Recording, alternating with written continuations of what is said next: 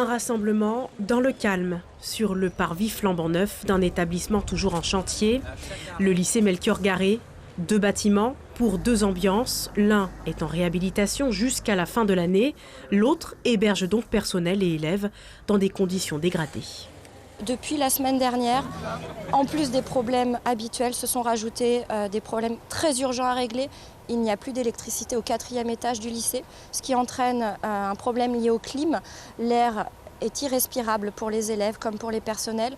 Et également, il y a un problème notamment d'armoires réfrigérées qui contiennent des produits chimiques et qui ne sont plus ventilés. Il n'y a plus d'extraction possible des évaporations de produits chimiques.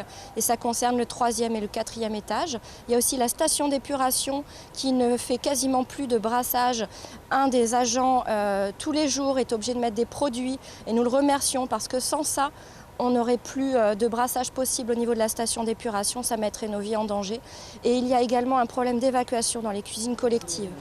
Un inventaire à la Prévert qu'il souhaitait exposer aux élus territoriaux. À force de persévérance, les manifestants sont conviés par la CTG et saisissent l'occasion pour se faire entendre dans les locaux de la collectivité. Ils seront finalement reçus par la directrice générale des services, malgré quelques désaccords dans la forme. Mais après 1h30 d'entretien à huis clos, les échanges n'auront pas été satisfaisants. C'est un ras-le-bol qui s'exprime. Tout le monde passe devant Melchior et tout le monde voit bien que c'est un gros paquebot qui prend l'eau.